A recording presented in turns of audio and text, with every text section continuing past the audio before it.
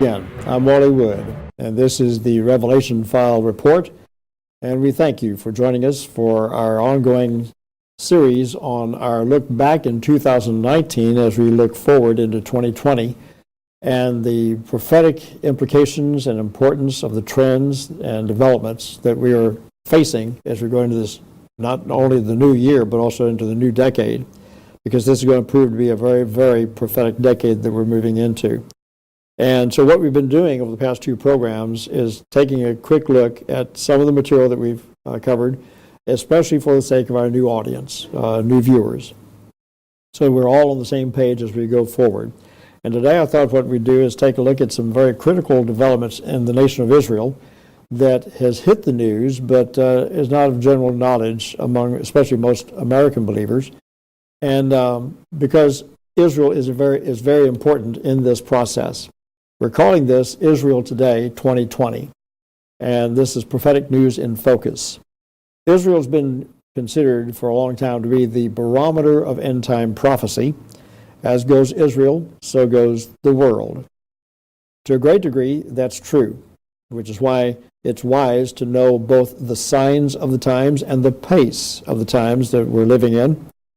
Things are in motion right now that have positioned ancient prophecies right in the middle of today's headlines. In today's program, we're going to look at Israel's renewed Sanhedrin, which has come back into existence. Also, the plans for a third temple to be built very, very soon. Israel's new high priest has also been chosen, and Israel's perfect red heifer is now on record, and it's soon to be declared a perfect red heifer. So to start with, Israel's new Sanhedrin.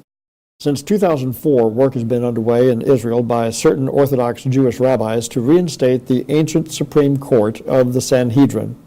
In 2004, a group of 71 rabbis claiming to represent varied communities in Israel undertook a ceremony in Tiberias where the original Sanhedrin was disbanded. As of March 2010, that effort is ongoing and is supported by the Temple Institute. Israel's third temple.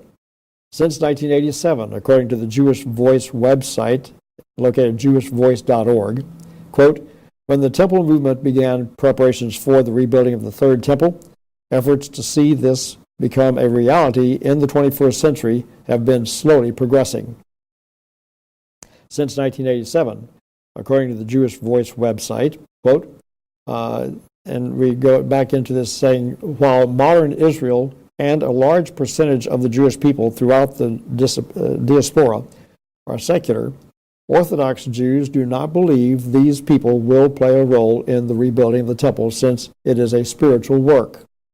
Continuing the quote, it is Orthodox Jews who revived the Sanhedrin, the religious body that supervised the legal issues related to the temple and who intend to see it rebuilt in a proper way, end of quote. So the question of the hour is, how close are we to seeing the third temple being built? According to Matthew 24, verse 3, when shall these things be? According to BreakingIsraelNews.com of April 4th, 2019, will new Israeli government begin building third temple after elections? For the first time ever, an Israeli politician has had the temerity to publicly declare what for more than 2,000 years the Jewish people have prayed for, building the temple now. Moshe Feiglin, head of the Zehut Party, said in April 2019, quote, I don't want to build a third temple in 1 or 2 years. I want to build it now, end of quote. A Temple Mount agenda is built into his party's platform, which calls to move government facilities to the Temple Mount and give the chief rabbinate authority over the site. Shmuel Sackett, co-founder of the party and one of its candidates for the Knesset, says it is now time to, quote, educate the world as to the beauty of that dream and to the wonderful peace it will bring, end of quote, citing, quote, building the third and final temple in Jerusalem has been the dream of Jews for more than 2,000 years. The goal of the State of Israel is to bring about the fulfillment of the Jewish dream and not the destruction of it. End of quote. In global news, and causing growing concern throughout the region, is this idea of Israel's third temple.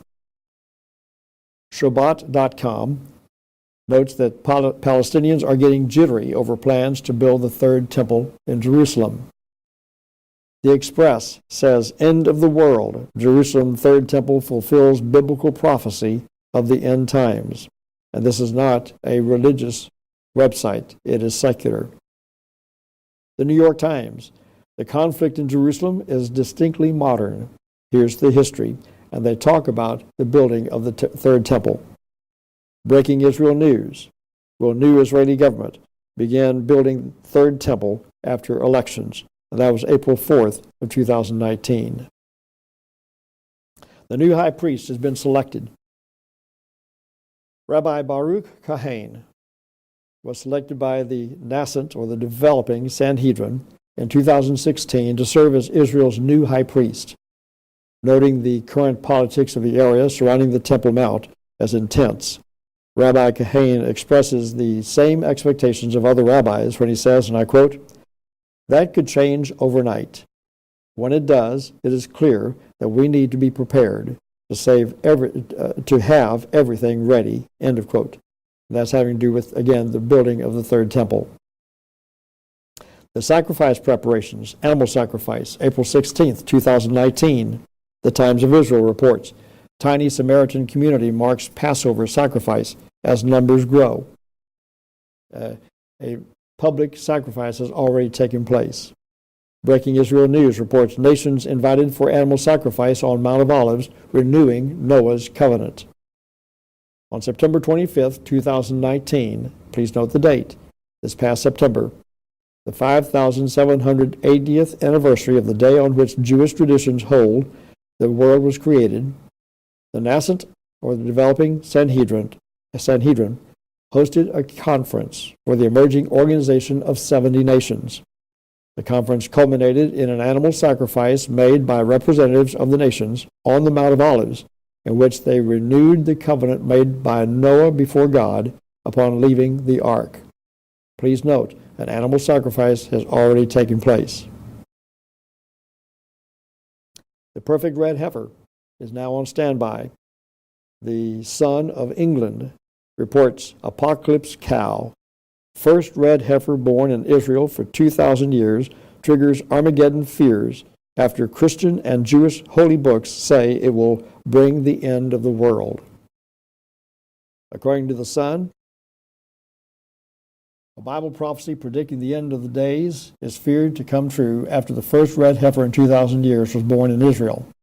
The Temple Institute in Jerusalem announced the calf's birth on YouTube, saying it would undergo extensive examination to determine if it is red all over. This red heifer has been born in Israel, allegedly fulfilling the prophecy of the end of times. If the female baby cow is found to be blemish-free, the Institute will declare that the calf brings the promise of reinstating biblical purity to the world. In both Christianity and Judaism, the red heifer is central to the prediction about the end of times. And again, please note, the Sun is a secular news media. It is not biblical or spiritual in any kind of way. YouTube headline, the red heifer brings the promise of reinstating biblical purity. It's the end of the world as we know it, they said. An all-red heifer was born at the Temple of Israel on September 4th, fulfilling a biblical prophecy to reinstate purity to the world and the rebuilding of the Holy Temple. So as you can see, even the New York Post, prophecy fulfilled about a red cow is born at the Temple of Israel. So the world media is picking up on this and bringing focus to end-time Bible prophecy with this event. Now, let's move forward through 2020. Israel's political deadlock leaves Trump's Middle East peace plan in limbo. The Trump peace plan is to be revealed sometime in 2020 after a coalition government has been formed. In the meantime, and perhaps ironically, the current perfect red heifer born in Israel will reach 2 years and 1 day old according to Mosaic law between August 26th and September 5th, 2020, potentially qualifying to be Israel's 10th perfect heifer suitable for sacrifice for the first time in 2,000 years, ushering in the building of the Third Temple and the Messianic era. End of quote. Now, what's so critically important, in case you're not up on these things, the red heifer was critically important in the days of Moses for the purification of the temple, in which the ashes of the red heifer were taken a pinch at a time and dropped into the laver of water outside the holy place. And with that purified water, as it boiled, then it would be dipped into by a sopping mop and used to cleanse, purify, sprinkle on the elements within the temple itself, bringing purification there. Since the days of Moses, there have been 9 perfect heifers sacrificed. And the way it was done is that as a red heifer was sacrificed, all of its ashes were, part of its ashes were made to shape an urn. And this urn would contain all the rest of the ashes of that red heifer. Now, as you moved from one urn to the next, as the ashes neared the end of, let's say, the first urn, then it would be time for another red heifer to be born, a perfect red heifer, all red, no white. And as history shows, and Jewish legend shows, that God had it so timed that as the end of the ashes of the previous heifer reached the bottom of the urn, that would be the signal for the next red heifer to be born. And once it was examined and found to be pure and perfect, then it would be sacrificed on the altar. The previous urn would then be thrown into the fire with the current perfect red heifer. And as the ashes were produced, then the next urn was shaped, containing elements of the previous urn. And this would go on down the line. So you have a continuity that goes all the way back from the 9th urn to the first urn, in which it's all connected back to the first perfect red heifer. In 70 AD, when Jerusalem was overthrown by the Romans, that urn, the 9th urn, was taken and placed within the tomb of Zadok, the high priest, the last high priest of Israel at that time. And its location was written into the copper scroll of the Dead Sea Scrolls. And that's where it remained, hidden and unknown, until recent years, in the 70s and 80s. And expeditions began to go forth looking for, searching for, exploring for this 9th urn of the Mosaic red heifer. It is believed that its location has been identified in the tomb of Zadok, and now they're making preparations to go forth with the 10th urn of the 10th perfect red heifer. It's been so believed by the rabbis of Israel and throughout its history that the 10th urn will mark the Messianic era, the coming of Messiah. And so this is significantly important even to the Christians because of the timing of this particular set of events and the other world events that are building up to this particular time frame, as we've all been watching through the eyes of ancient Bible prophecy and current events. So this particular decoration will occur in the month of August, somewhere between August and September, where this red heifer will be determined if it is indeed perfect.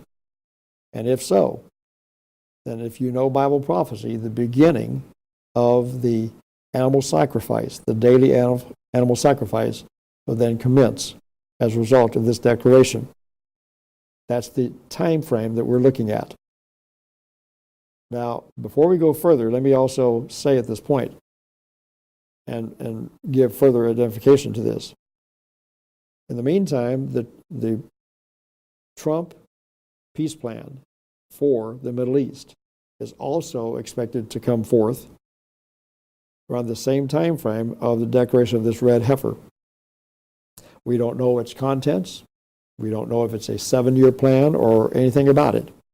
But it is ironic that both of these things will be happening around the same time frame. So watch for August 2020, because that's when all these things are going to start to unfold like never before. Now, lead story number 2 in today's message, Israel's oil story. The discovery of major oil and gas fields in Israel. According to the Jerusalem Post, oil and gas has been discovered off Tel Aviv coastline. The Investor Place newsletter. Could major discovery make Israel the next energy giant? Now, see, all this time, Israel has been dependent mostly upon Saudi Arabian oil and the oil production of the Arab enemies of Israel. Fox News, potentially game-changing oil reserves discovered in Israel. The Economist, black gold under the Golan. The 12 tribes of Israel. In Genesis 49, and Jacob called unto his sons and said, gather yourselves together, that I may tell you that which shall befall you in the last days. Verse 20, out of Asher his bread shall be fat, and he shall yield royal dainties. Royal dainties. Deuteronomy 33, verse 1. And this is the blessing by which Moses, the man of God, blessed the children of Israel before his death. Verse 24. And of Asher he said, let Asher be blessed with children, let him be acceptable to his brethren, and let him dip his foot in oil. Verse 25. Thy shoes shall be iron and brass, and as thy days, so shall thy strength be. The tribe of the tribe of Asher in Israel is in the form of a foot with its toe down, its foot facing the Mediterranean Sea, its heel is at Haifa, its toe is at Caesarea. And Moses declared that the shoes of Asher would be iron and brass, kind of along the line of above-ground pipelines, if you will, running between the port of Haifa and Caesarea. Today it's happening. Hundreds of thousands of acres of oil and gas are being discovered in the land of milk and honey. A growing number of petroleum companies are now anchored in the region. The map that you see on the left are the drilling sites that these companies are constructing in the Mediterranean, just off the coast of Israel. I have a full presentation, 2 episodes on this that I'll refer to here in just a moment, that you can go back to and get the full background story, not just in the news, but also in the Bible, having to do with Israel in the last days becoming a producer and exporter of oil like never before. And these are the days that we're living in right now. One of the big companies in that area is Zion Oil and Gas in Dallas. And they were the first to be there in the modern era, the contemporary era, and they lead in a host of other companies that are developing and in the area for the discovery of oil in the nation of Israel. Zion Oil and Gas at zionoil.com. You're looking at the front gate and the entrance of their property in Israel.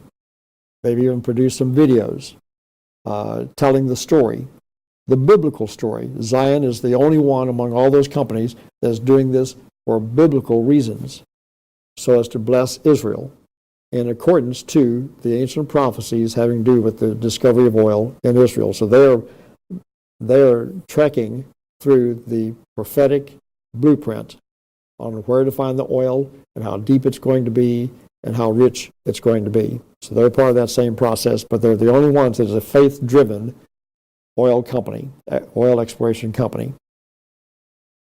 But in the news just recently, the Houston Chronicle, Tuesday, December 31st of last year, 2019, noted that Houston-based Noble Energy has started production of, quote, the massive Leviathan natural gas project offshore in Israel, achieving a major milestone for a discovery made nearly a decade ago, end of quote. This $4 billion project, discovered in 2010, is, quote, the largest known natural gas field in the growing eastern Mediterranean region, end of quote. The field is expected to produce up to 2.1 billion cubic feet of natural gas per day upon full production. Egypt and Jordan will eventually become major beneficiaries of Leviathan's production.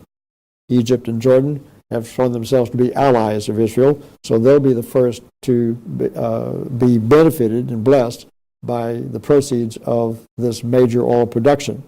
It's also on record that Europe will also be the recipients of Israeli oil.